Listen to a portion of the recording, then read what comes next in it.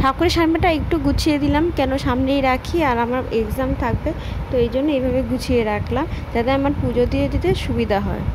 Welcome back to channel new blog. আশা করি তোমরা সকলে ভালো আছো, আমিও ভালো আছি। এই মেঘলা দিনে একলা ঘরে থাকে না তো মন, কাছে যাব কবে পাও। এদের এত কিছুর মধ্যে গানটা তো গাইতে ইচ্ছে করলো। আর আমার আজকে মুখ সব কিছু ভালো থাকার একটাই কারণ, আর আজকে সিম্পল রান্না করছি রবিবারে, তারও একটা কারণ আছে, কারণগুলো বলে দিই।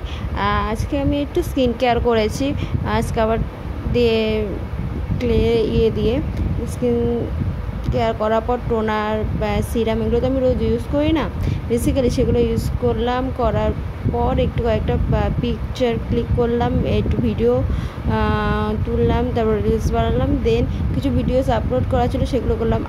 আর এখন ভিকো ক্রিমটা ইউজ করছি, যেটা ইউজ করে থাকি সচরাচর, সেটাই এখন ইউজ করছি, খুব ভালো। তোমরা জানো আমি কোনো প্রমোশন ভিডিও দিচ্ছি না, আর কোনো প্রমোশন ভিডিও হলে অবশ্যই সেটা লেখা থাকবে আর তোমাদের সাথে জানানো হয়ে যাবে।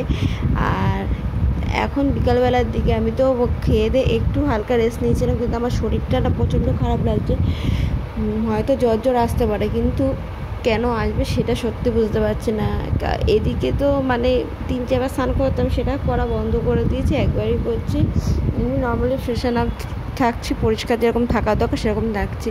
কারণ এই ঠান্ডা গরম বৃষ্টির মধ্যে, এর মধ্যে যদি আমি স্নান করি অথবা আরও শরীর খারাপ হয়ে যাবে, জ্বর চলে আসবে। এই কিছুদিন আগে আমি জ্বর থেকে উঠলাম, তারপর যদি আবার জ্বর আসে তখন কী অবস্থা হবে। আর ওদিকে ফুলুরি নিয়ে এসছে বর, তো আমি সেটাই খাবো, খুব খিদাও পেয়েছে, চল আমি খেয়ে নিই। আর টাটা, নেক্সট ব্লগে দেখা হবে। আর এখন একটু পড়তে বসবো, কিছু কাজ আছে।